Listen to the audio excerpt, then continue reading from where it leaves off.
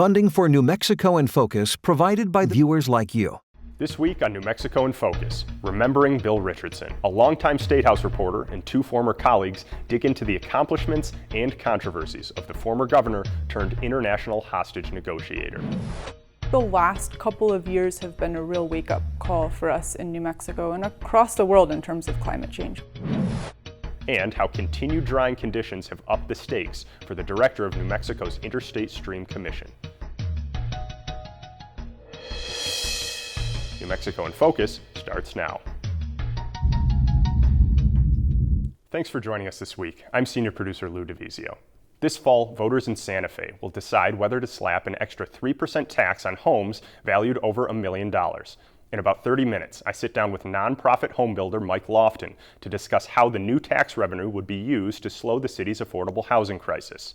Later in the show, we head to downtown Santa Fe, where unidentified suspects partially toppled a sandstone obelisk honoring 19th century frontiersman Kit Carson that many indigenous people have long viewed as racist. This was the second such monument destroyed in the capital city since 2020, with the incident happening on the eve of Fiestas de Santa Fe. But a major portion of our show tonight will be dedicated to Governor Bill Richardson. At the bottom of the hour, New Mexico in Focus correspondent Russell Contreras asks a special roundtable how Richardson's work as an elected and appointed official shaped public perception of our state here and beyond. But we begin as Russell and the roundtable take a deep look at Richardson's time in the governor's mansion between 2003 and 2011, a period serving as the nation's only Hispanic governor. Thanks, Lou. I'm New Mexico in Focus correspondent Russell Contreras, here to put as much as Bill Richardson's legacy into context as I can in this limited space of time.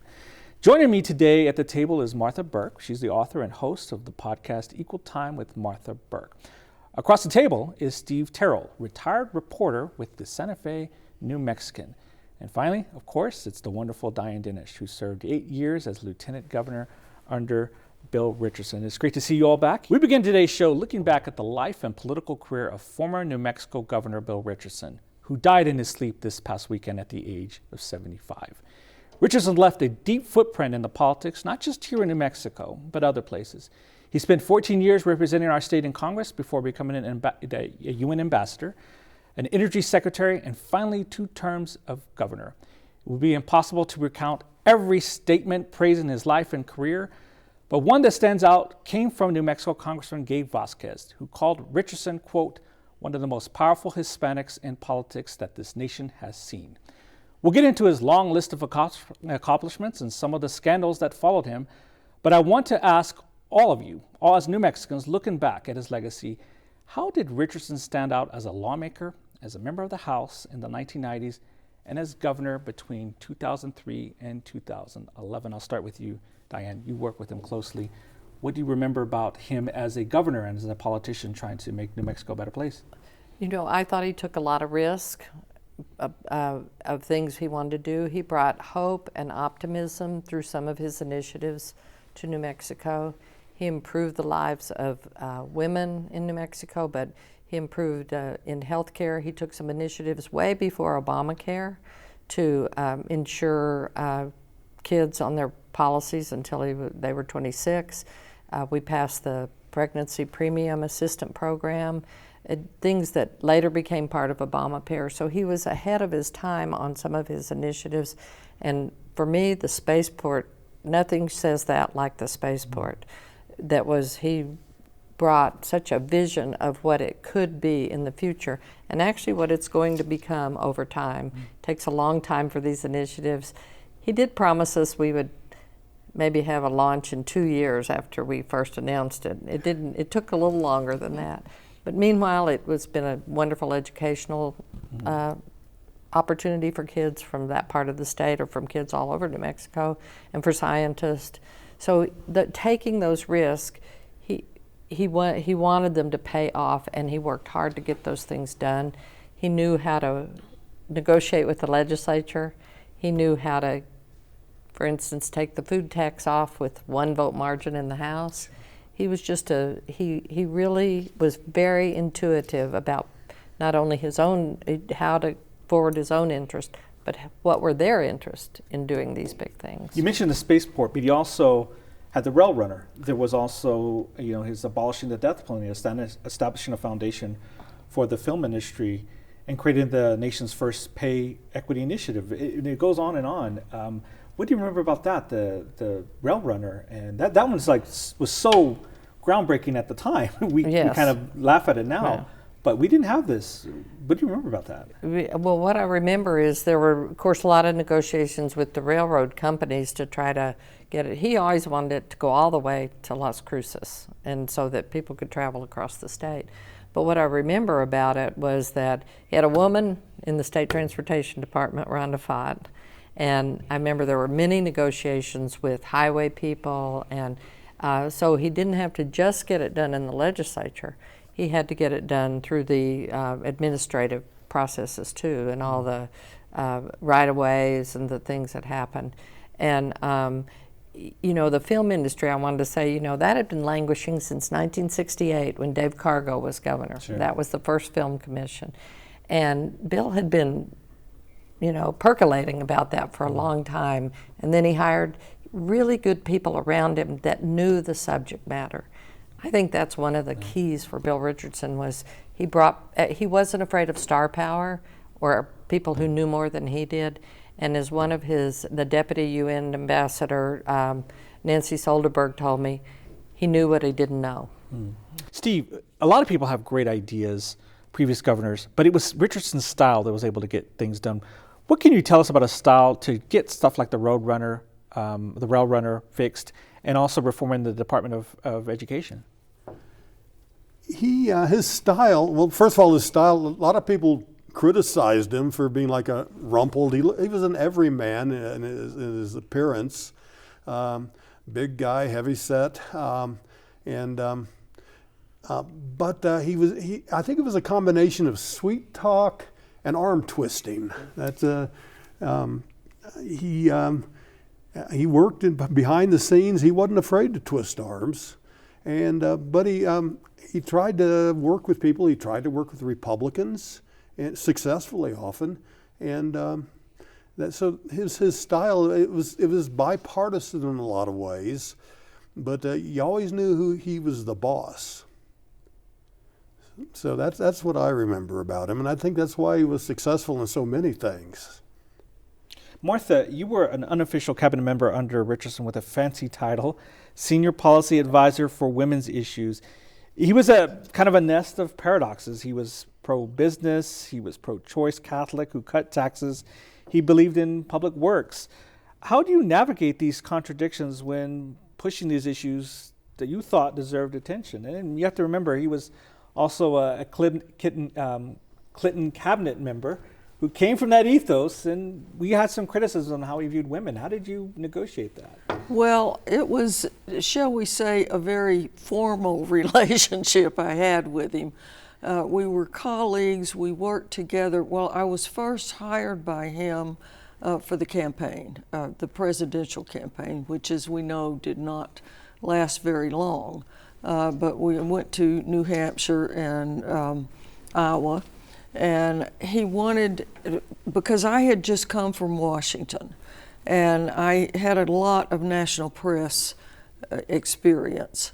And I also knew in depth what went on in Capitol Hill, what bills were there, all of that. Because I had a fairly, presence in the media when I was there, I think he knew all of that, and he thought he could benefit from my knowledge, and I hope he did. He certainly listened to what I told him in terms of what I thought was important for the presidential debates, and then we will get in later to what I did for him after he dropped out of that. And but I found him to be extremely receptive to me and to the ideas he hired me to educate him further on. It wasn't that he didn't know about what needed to be done, but he wanted more detail. He was always, he wanted to know sort of what was under the radar on things because he didn't like to be surprised. As we all know, Richardson's second term was in some ways derailed by a series of scandals. Federal grand jury investigations into alleged pay-to-play and campaign finance violations. No charges were ever came, but the controversies were enough to close the door on a potential cabinet seat in the Obama administrations. How did those battles shape the way New Mexicans thought about Bill Richardson then and now? Because you remember this, President Obama, future President Obama, was calling him all the time. So was Hillary Clinton, saying, "What do you need?" And then all of a sudden he was gone. He was off the stage. What happened? Yeah, after he took himself out of consideration for the cabinet, he became political poison. I think Diane knows this more than any of us. I think that cost you your governor's race back in 2010. So yeah, he was.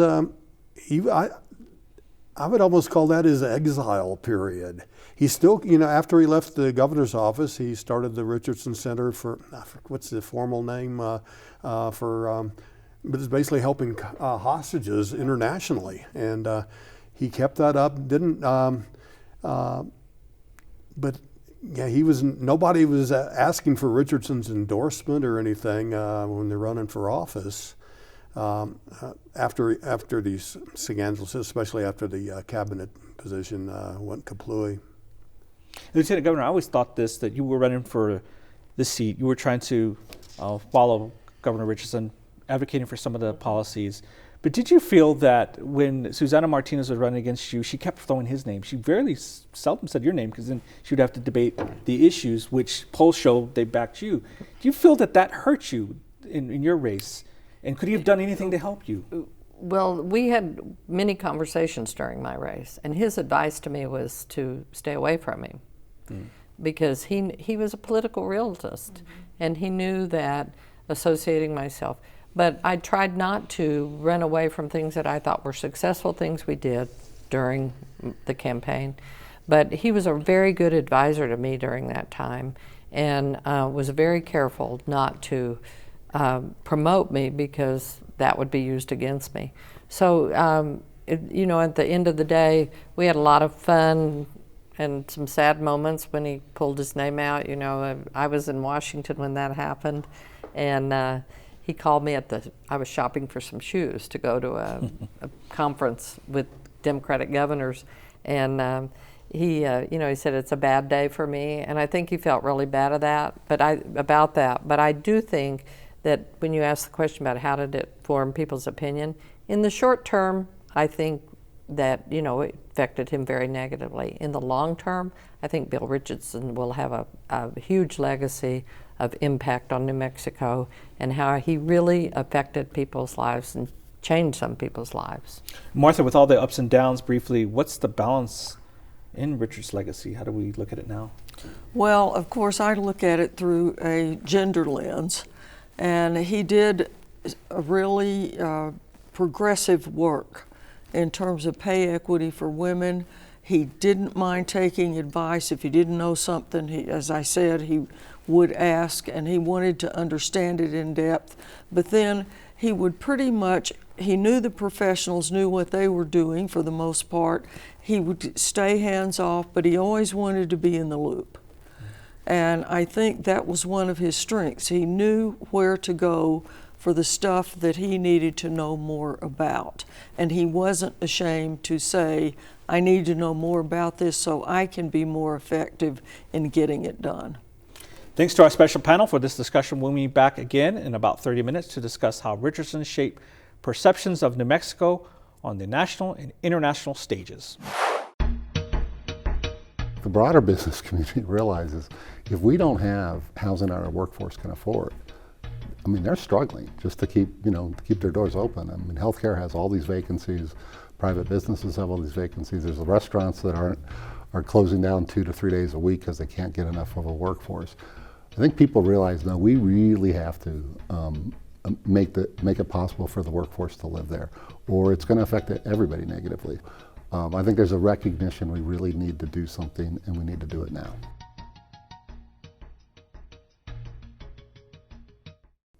My interview on the mansion tax Santa Fe voters will consider in November is coming up in about 15 minutes. New Mexico's water challenges are vast, especially as the planet continues to warm. In arid places like New Mexico, that warming comes with increased drying. And with a limited amount of water to share among states, cities, farmers, and of course ecosystems, water planning is more important than ever. At the end of August, Our Land's Laura Paskus spoke with New Mexico Interstate Stream Commission Director Hannah Risley White about the state's challenges and how people can get involved in water planning. Hannah Risley White, welcome. Thank you so much for having me. So you are the director of the New Mexico Interstate Stream Commission. What role does the commission play, and why does New Mexico need one? Sure. So the New Mexico Interstate Stream Commission is tasked by statute with supporting New Mexico's compliance with interstate compacts primarily. So those are the agreements between New Mexico and our neighboring states about how water is shared. We also participate in a lot of efforts to support compliance with federal environmental regulations like the Endangered Species Act. And very importantly, and something I'm excited to talk about with you today as well, we support water planning, both statewide planning and regional planning across New Mexico. Okay, so in the time that I've been covering the Interstate Stream Commission, I've really seen a shift in the membership, sitting at the table every month and in meetings, to a more diverse group. I feel like when I was first covering the commission, it tended to be mostly older white men who were connected with irrigation districts, and that seems to have changed. How does a more diverse commission benefit the whole state? Well, I guess, I would say that the challenges that we face in New Mexico related to water are very significant, especially in the face of climate change and increasing aridification. In order to craft solutions to those problems, we need all the voices at the table. And so clearly, ag is an integral part of our values and our culture in New Mexico, but we need, academics, we need municipal users, we need environmental interests, we need everyone at the table in order to be successful in confronting the challenges we're facing. And speaking of those challenges, the Rio Grande is dropping right now. We had a really varied year in terms of water, went from floods to really low conditions. I know this is a vast question and one you think about all the time, but what are the big challenges in terms of supply and demand in New Mexico?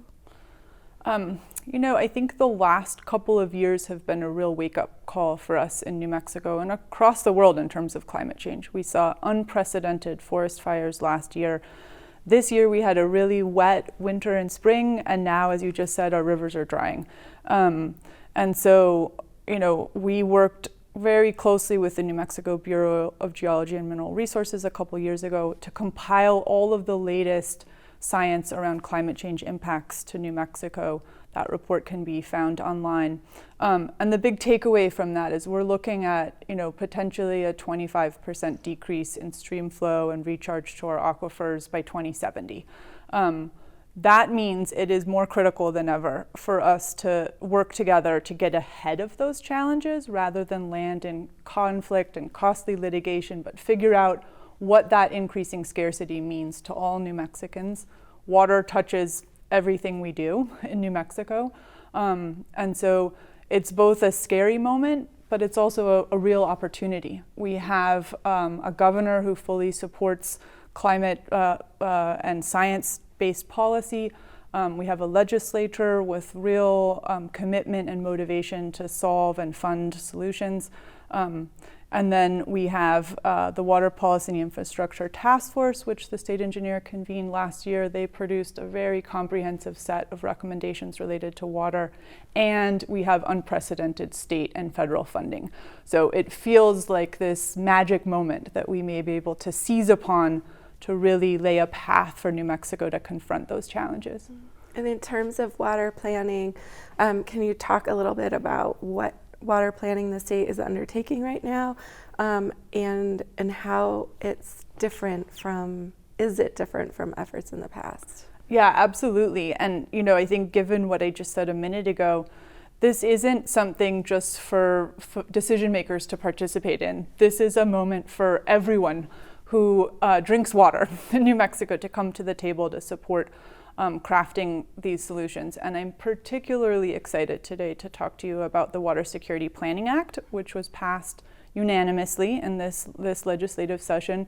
It was instigated in part by a recommendation from the Water Policy and Infrastructure Task Force that I mentioned earlier, and it's an entire rewrite of the Regional Water Planning Statute for New Mexico. The original statute was from the mid-1980s and had largely met its purpose. And what this new Water Security Planning Act tasks the Interstate Stream Commission with doing is essentially totally re-envisioning over the next 2 years what regional water planning will look like in New Mexico, both redelineating the regions themselves, but redefining the requirements for the composition of the planning entities, really working to link the planning effort to funding for implementation and make that connection and ensure that it's all based in science. So everyone should be hearing from us in the coming months about opportunities to engage in what that looks like. I am really excited about it and optimistic that that work can really support communities across the state in planning for the changes ahead and ensuring that we have policies and programs in place to protect our interests and our values throughout the state. Yeah. So I feel like I know some stuff about water and how climate and water work in New Mexico. But even someone like me who, like, I feel pretty tapped in, like, I have no idea where I fit into water planning or how my voice and perspective could be heard. And so I feel like if I don't know that, lots of other people don't. So can you give our audience some advice on how they engage and also how they feel like they're being heard? Sure. I mean, I think there's two components. Clearly, there's what you do have control over in your home, right? How you use water and thinking about conservation. And I should say, a critical part of the solution, given the increasing scarcity that I mentioned, is going to be conservation. We're going to need all kinds of innovative solutions, identifying other sources, brackish water, etc. But we also are just going to need to consume less. So there's what you do in your home, but then there's also, as you kind of alluded to, the bigger picture policy around how water is managed more broadly in New Mexico. And I think there's quite a number of resources for people to learn more, including you do excellent reporting. So thank you for your many years of covering water. We're really our planning group is looking to become sort of a hub for information where people could come to our website, find out more information about how to engage in regional planning, but also specific policy decision points or opportunities for innovation, and having sort of white papers and an ability to connect people to information to help solve exactly the problem that you're talking about. What does an average person do to help influence policy? But I would also say, again, that Water Policy and Infrastructure Task Force had this very complete report. It can be found at nmwater.org.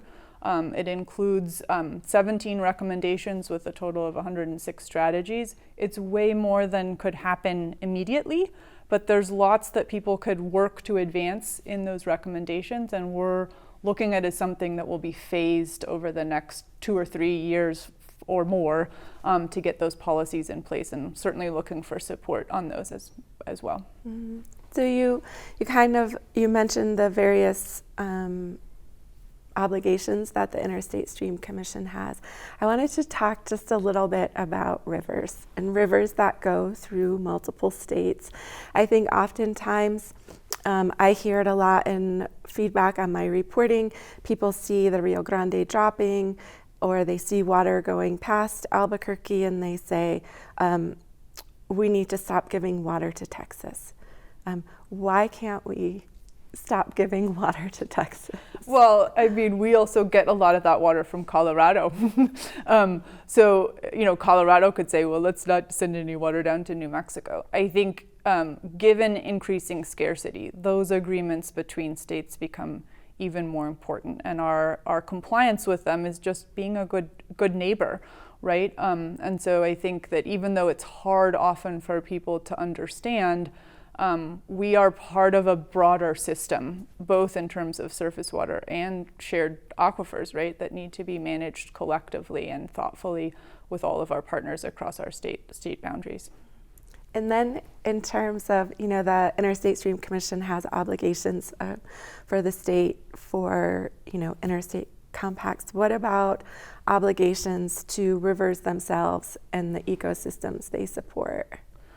I think one of the things that I've been excited about in the last few years is really seeing blossoming partnerships across the NGO community and government community and academic community. And so, I spoke to this earlier, I don't think we can solve these problems alone. We're gonna have to be super creative in bringing all the partners to the table. There is a robust group of NGOs in New Mexico working to protect stream flow for the environment. And as we, see increasing rise in temperatures, and that scarcity that I mentioned earlier also means less water for our natural ecosystem. So we have some real decision points to make as we face that increasing scarcity about what we value, and what that means about how we're protecting flows for habitat. And there is an amazing group of folks working on that right now in New Mexico. So do you think that New Mexico could ever be one of the states that recognizes that rivers, say, have rights to their own waters or are protected like that? Yeah, absolutely. I mean, the Office of the State Engineer currently is permitting in-stream flow as a permitted use. There's a number of those applications out there. Interstate Stream Commission is also tasked by statute with administering what's called the Strategic Water Reserve. That's been around for a couple decades now, with the dual purposes of protecting stream flow, exactly like you're saying, for either compact deliveries or species purposes. And those species purposes could either be listed species or ecosystems that have the potential to have listed species in them. It's a very powerful and yet I think underutilized tool for New Mexico. We haven't had consistent funding for it over time. This legislative session, we also got a big chunk of money, which we're really pleased with. That reserve is becoming incredibly valuable in stream systems across New Mexico, including most recently on the San Juan. We participated in a very innovative partnership solution on the San Juan with the Nature Conservancy and the Hickory Apache Nation for a large strategic water reserve lease there. And we're hoping to learn from that and replicate that elsewhere in order to protect stream flow. So these are challenging and scary times when it comes to lots of things, fire, water. Are you hopeful is not the word I want to use, but what do you have hope or optimism for New Mexico and our water challenges? I think humans are incredibly creative and resourceful if we could get together to find solutions. And I do feel like there is this incredible opportunity right in this moment of time within the next couple of years, especially with the federal funding available and state funding, for us to implement some really lasting solutions, not only for the next couple of years, but for decades to come. So I'm actually really excited to be in my role at Interstate Stream Commission, really appreciative of the full slate of partners, including amazing state agency partners. And so I am, even though it is a daunting and overwhelming task, I'm very optimistic about what we can achieve together in the next couple of years. Right. Well, Director Risley-White, thank you for being here today. Thank you so much. Really appreciate it. Thanks. When I saw him in northern New Mexico and southern New Mexico in little pocket communities, Bill Richardson always, he knew when he could speak Spanish, and frankly, a lot of people weren't so aware of his background. They didn't pay much attention to the carpetbagger, the political words that were used many times in the arena. But having spoken to many people this week since his death, everybody has a story about Bill Richardson. And that tells you something about the kind of retail political guy he was. We'll hear from Russell Contreras and our special panel remembering Governor Bill Richardson in just about 15 minutes. I also want to thank Laura Paskus for her interview with the director of the Interstate Stream Commission. To learn more about water planning, visit the state's website, engagenmwater.org. Now to a ballot proposal Santa Fe voters will consider in November. If passed, the so-called mansion tax would place a 3% excise tax on the purchase of new homes valued at $1 million or more. It would only apply to each dollar over $1 million, and the revenue would go directly into the city's Affordable Housing Trust Fund. Santa Fe City Councilors approved the measure for the November ballot by an 8-1 vote last month. The goal being to tighten the housing disparity in a city with a median home price hovering around $650,000, according to most estimates. This week, I caught up with Mike Lofton, the CEO of HomeWise, a nonprofit home builder focused on affordable housing. Lofton contends Santa Fe's housing market is in a dire situation, and this proposal could bring some balance. Mike Lofton, thanks for joining me on New Mexico in Focus. Glad to be here.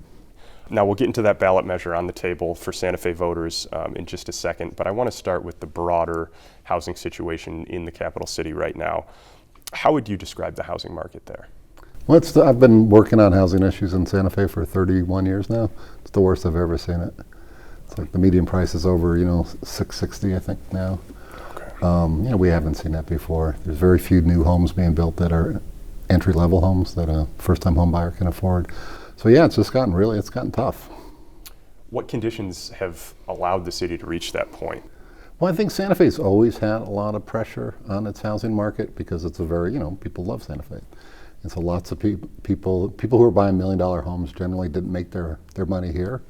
In New Mexico, they made it somewhere else, and you sell a house in California and have a lot of equity, you can buy a lot of house, oftentimes with cash. So there's always been that pressure. I think after the recession happened, the Great Recession, people just quit building new homes, so we have a huge undersupply. This is true for the whole country now. There's just this huge undersupply of housing right now, so that's compounded it. And then COVID was like, the perfect storm, I guess, where people who wanted to bail out of LA or somewhere else and say, I want a different kind of lifestyle, I can telecommute, and I would have never guessed that, right? That a pandemic would cause housing inflation, not the opposite. I thought everything would just grind to a halt. It was the complete opposite. So places like New Mexico, it put a lot of pressure on the housing market. So who is getting priced out right now in the current scenario? Well, it's people who work there, right? So, school teachers, nurses, police officers, well over a third of Santa Fe's workforce lives outside the county, not just, outside the city limits, but in a different county. And we need people to teach our kids, and we need nurses, and we need people to work at restaurants, and people that buy expensive second homes want somebody to wait their table too. So it's good for everybody if people can live where they work. Has there been any recent progress in trying to create more affordable housing?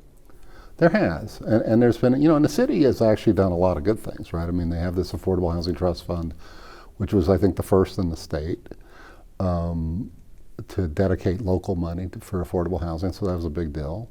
They a long time ago bought Tierra Contenta, which is a big piece of land on the south end of Santa Fe where a lot of new affordable housing has been built.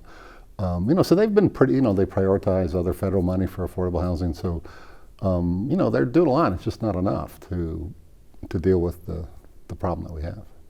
So this proposal that voters are going to consider in November, it would place a 3% excise tax on the purchase price of homes in the city over $1 million. So that's every dollar over the 1 million point would be taxed. If voters pass this, and an estimated $4.5 million would go into that Affordable Housing Trust Fund that you just mentioned. Can you explain how that trust fund works? Well, the trust fund's been around for quite a while, and originally it was funded by land sales that the city had, or just this kind of one-off episodic events, right, to put some money into it. More recently, the leadership of the city has been good at putting at least $3 million of general fund revenue into it every year. So that's been good. That's relatively new. That's only happened in the last few years. Now this is going to bring in, like if they do this excise tax on the value of a home above $1 million, it's $4.5 to probably $6 million will come in every year. So that's significant, right? It's not going to solve the whole problem. It's like, we have this whole perfect is the enemy of the good argument going on. Well, it won't solve everything. Well, I don't know anything that solves everything, but it's a step in the right direction. It's going to do a lot. So if a local government doesn't have its own money to invest in housing, it's really, it's almost impossible to leverage other people's money, private money, federal money. You have to have money in the game you have to have an ante in order to play the game. So the fact that they have local money, the beauty of the trust fund is it's super flexible. So we use it, HomeWise uses it to build new homes, entry-level homes. Habitat for Humanity does the same thing. But also, like, you know, somebody who is a victim of domestic violence can get a rent voucher through the program to make sure they have safe housing. So way better to get somebody into a safe place to live than have them live in a car for 3 months, right? So the flexibility of it allows us to address multiple aspects of the affordable housing problem. So $3 million right now from the general fund, potentially $4.5 to $6 million. So that's more than double would be added to it. Is that enough money to make an impact? It makes an impact. I mean, it won't solve the whole problem. We still got to build new homes. We still need to have, and they're working on changing the land use code to make some of that easier. But you got to do multiple things. Like, you know, complex problems have multiple causes, and they have you have to have multiple aspects of the solution.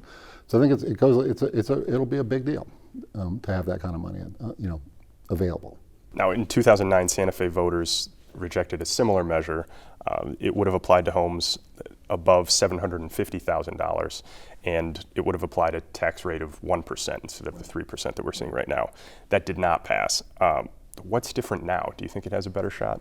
I think it has a way better shot. And I think, you know, that first time I was around when that was going on, and basically the business community kind of reflexively came out against any kind of new tax, because we don't like that T word, right? This time, the only ones coming out against is the Association of Realtors, which is no surprise, because I think the broader business community realizes if we don't have housing our workforce can afford, I mean, they're struggling just to keep their doors open. I mean, healthcare has all these vacancies, private businesses have all these vacancies. There's the restaurants that are closing down 2 to 3 days a week because they can't get enough of a workforce. I think people realize, no, we really have to make it possible for the workforce to live there, or it's going to affect everybody negatively. So I think and the problem's gotten so much worse than it was back then in 2009. So I think there's a recognition we really need to do something, and we need to do it now. How would you respond to that criticism in general? And is there any other organized opposition other than the Santa Fe Association of Realtors? I think that the realtors just have it wrong. I don't think most realtors. I mean, I know more realtors are for this than against it. But I also know realtors who work more with first-time home buyers and that end of the market, not, you know, $1 million second homes. But if you think your industry in real estate is the main part of that, and the most important part of that are people buying second homes, very expensive second homes, I get the concern, I get the fear. But if you look at the housing market as a whole, it's first-time home buyers, and those first-time home buyers eventually get enough equity and their families grow and they buy a bigger home. So having mobility within the housing market is really important. Having a healthy housing spectrum is important. I actually think this is going to be good for the real estate industry because it's going to flush out the market. It's so focused right now on selling second homes to, you know, multi-million-dollar homes to people buying a second home. Those folks aren't, you know, they're only here part of the time. They're not fueling gross receipts tax. They're not paying those taxes if you're only here two weeks out of the year. So this tax makes a lot of sense to me that part of the market that's very skewed upward is that we use that to help fuel and make healthy the rest of the housing market, which I think is going to be good for everybody. The city said that it hopes projects like the Santa Fe Suites could be a model for more affordable housing developments, but the most recent attempt, the Lamplighter project, it's still facing delays. Given the disparities in access to housing up in Santa Fe, why do things seem to move so slowly? Well, that's a really good question. And they do move way too slowly. And I think we got to get it out of our own way. You know, I think so. You have to have money to do these projects. The Santa Fe Suites wouldn't have happened, and Lamplighter would not have happened without money coming into it, including money from the Affordable Housing Trust Fund. Now, that doesn't mean we shouldn't also be working to improve the development review process and make it more efficient and quicker. And, you know, we want to make good decisions. We want to make sure there's a building code that protects people's in place. But I think we can do a better job of making the machinery of government work more efficiently, for sure. Is there anything else that stands in the way? You've been publicly critical of a not in my backyard type of attitude up there. How does that translate into roadblocks when trying to build these developments? Well, everybody says, I'm for affordable housing. Everybody says I'm for reducing our carbon footprint and addressing climate change. And then we have a solar farm outside of Santa Fe that people are opposing because it's in their backyard, right? So I mean, I think this just goes with it. It is going to affect those folks. They're going to see solar panels and not what they see now. Same with affordable housing, that you're not going to have the same view, or you can't take your dog there to use the bathroom on that vacant lot. But if we are going to address what we need as a whole community, we have to make those trade-offs and stuff. And it's way better to build affordable housing and infill lots using existing infrastructure and not fueling sprawl, where now people have to drive farther to get to work, which is not good for their families and it's not good for the environment. So yeah, we need to have the political will to do this. Part of it is, do we have money? Are we funding stuff? Part of it, are we approving things that the people of Santa Fe need? Do you think that is being communicated effectively to the public? The need for maybe sacrificing a little bit for the greater long-term good of the city?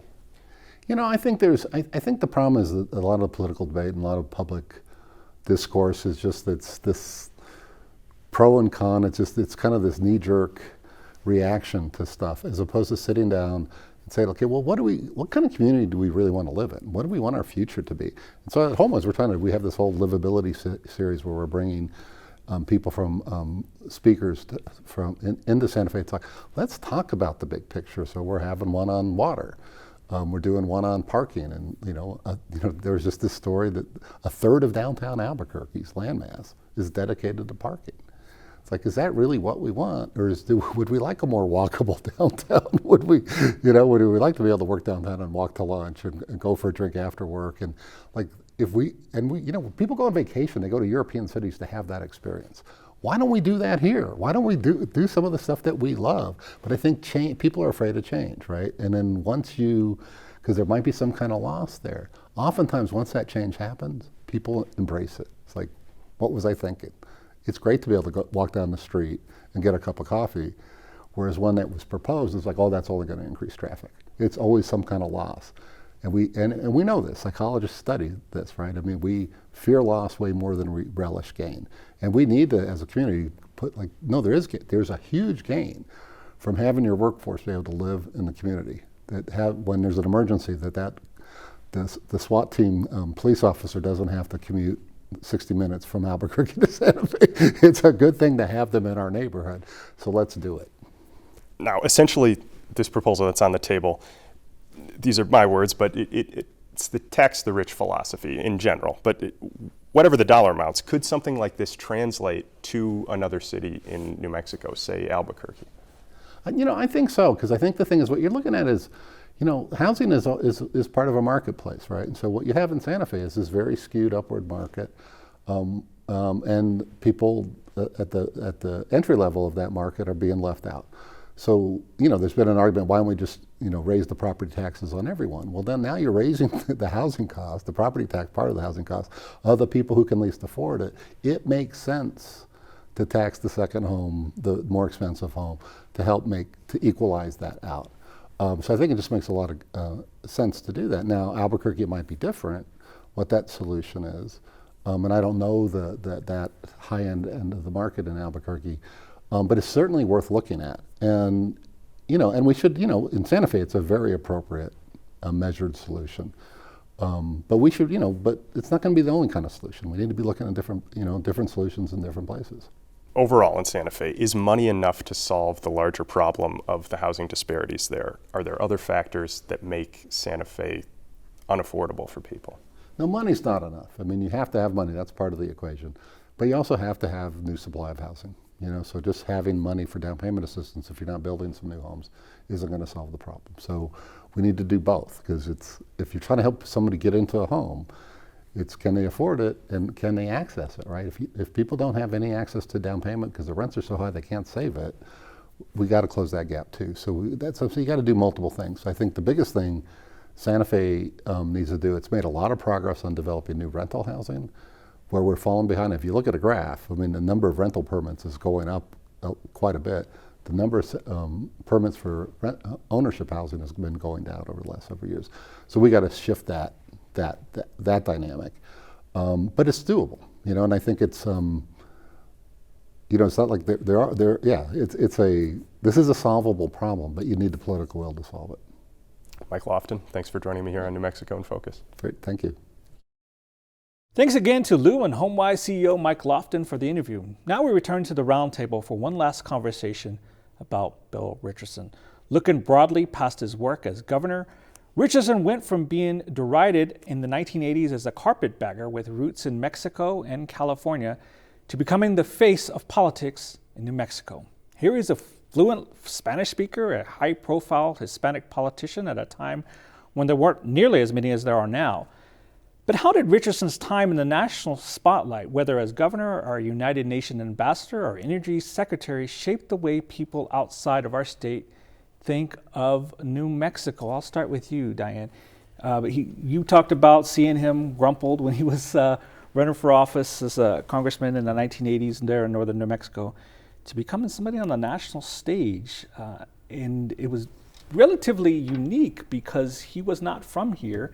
And as we said, we privileged the people that liked Isequias and played basketball. How did he be able to accomplish this? Well, you know, I think you just glossed over the fact that he spoke Spanish. I think when I saw him in northern New Mexico and southern New Mexico in little pocket communities, Bill Richardson always, you know, he knew when he could speak Spanish, and frankly, a lot of people weren't so aware of his background. They didn't pay much attention to the carpetbagger, the political words that were used many times in the arena. But having spoken to many people this week since his death, everybody has a story about Bill Richardson. And that tells you something about the kind of retail political guy he was. One person told me that, you know, after Bill Richardson came to New Mexico and after he was governor, the weatherman quit standing in front of New Mexico on the map. And they always moved over, and New Mexico was on the map. And I thought that was a really cute interpretation of his influence on putting us on the map. So I think he did. And you know, when I was first lieutenant governor, he brought the North Koreans, and he invited me to dinner with them, to their surprise and certainly to my surprise.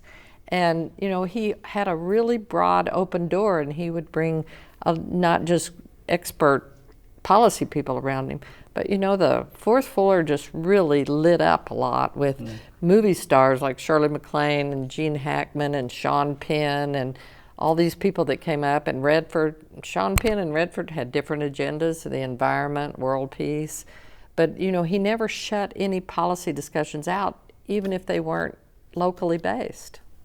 And on that note, Steve, what about here at home? I mean, he was different from anybody who preceded him or succeeded him here as governor. He was ambitious from the start. When he ran for president, he had a huge personality, a governor style, and it affected the way New Mexicans thought about him. What kind of politician did he become? Was it transforming? Was it evolving? What did you see in covering him? Well, actually, I think even though their styles are different, I see a lot of Bruce King in Richardson. A big guy who goes in the room, knows everybody. How's your mom? How's your brother? You know. He might not have liked that if you told him that to his face. Yeah, he might not have. He might argue with me on that, but it's true, Bill. You're talking about the carpetbagger stuff. I think he shook that fairly early in his career.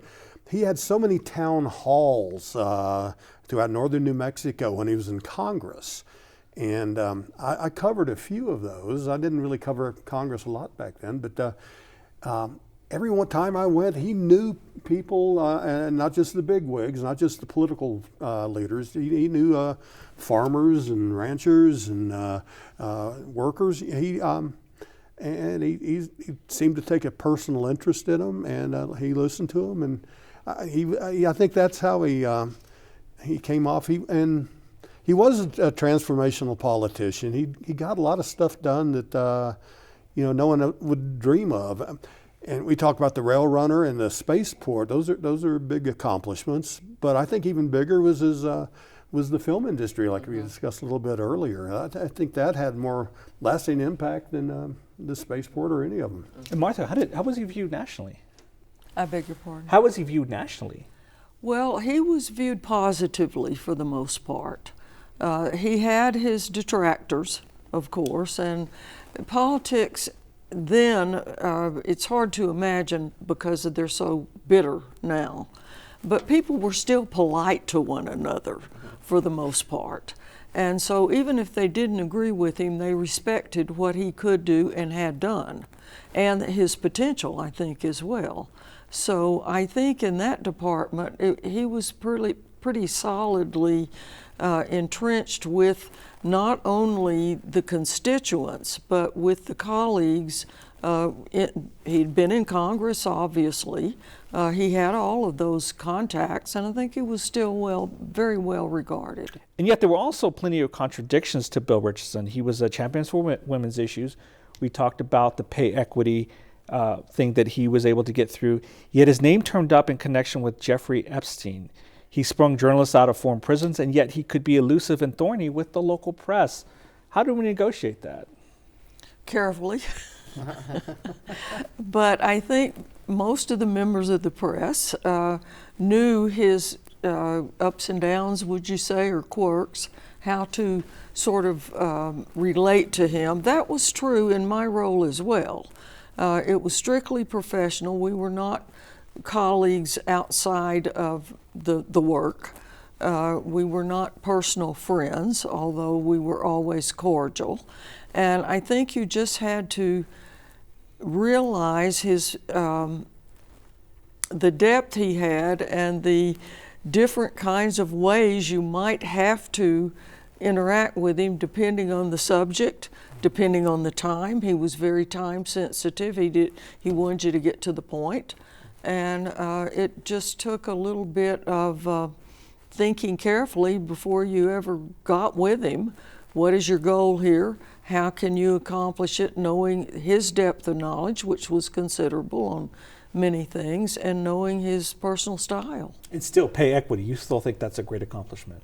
I know it is. It was a first in the nation initiative, and I have to say it was so disappointing, and I know Diane would share this, that a woman governor that followed him killed it. It was the first initiative in the nation, first of all, to study our own pay equity in the state workforce, and it was quite a good report. We were doing very well. But this was to have any contractor that wanted a contract with the state of New Mexico to tell us how they were paying women and how they were paying men, because that's taxpayer money, and we had a right to know. Not anybody's salary on a bulletin board, just aggregate data. And it was a model effort, and as I said, first in the nation, and it had the potential for national replication, and when Martinez came in, it all went away.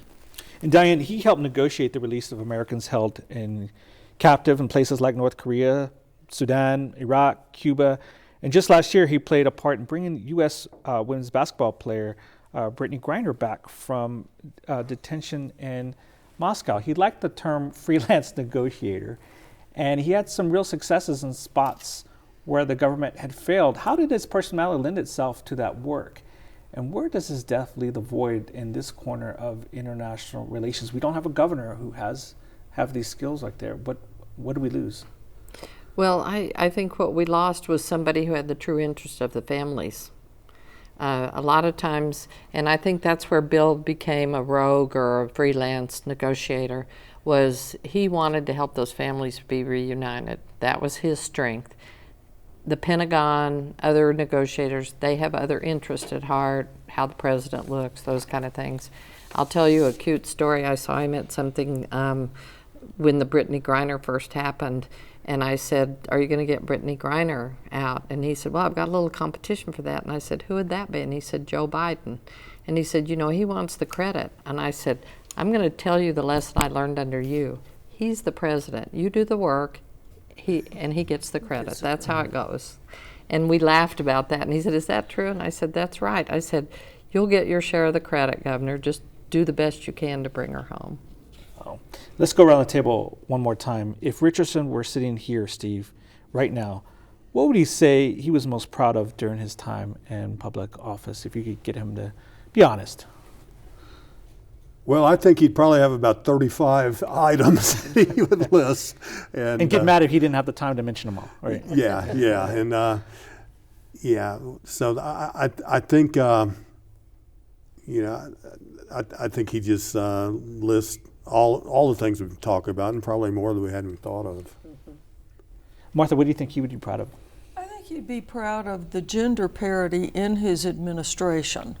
One of the first things he looked at after I went to work with him was how are women and men being paid in this administration? And he always had an eye on gender equity. He had so many other things going on that I don't know that it was at the top of the list, but it was always in that list.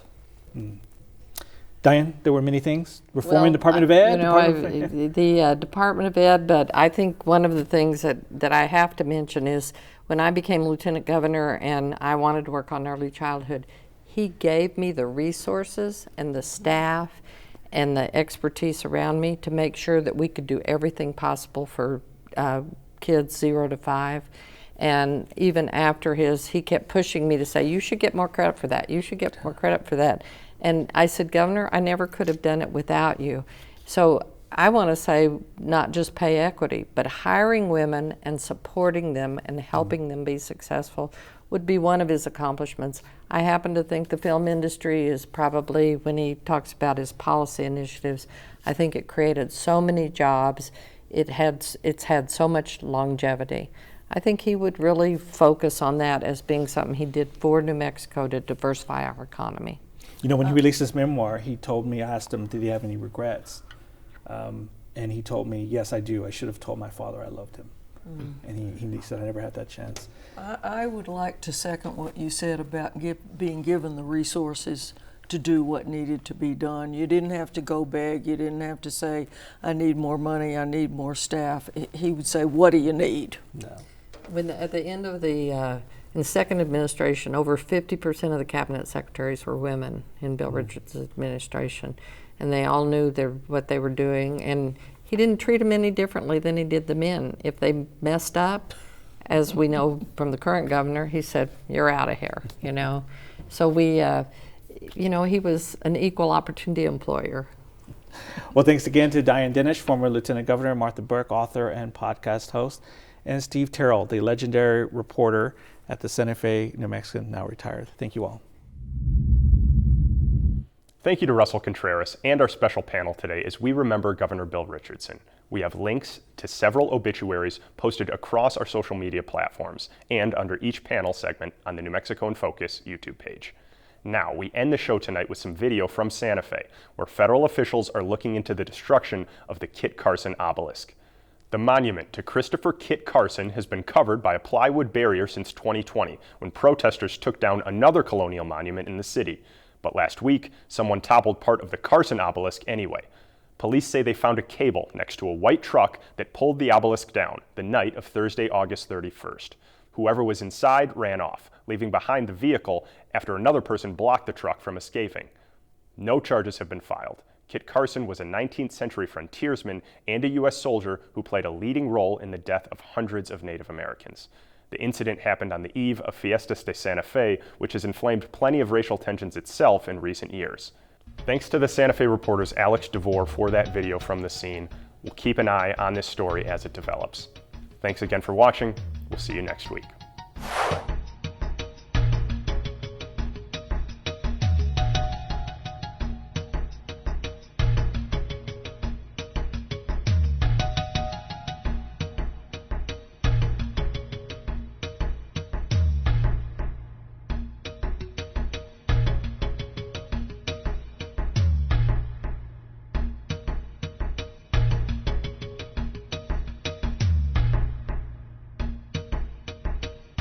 Funding for New Mexico in Focus provided by the viewers like you.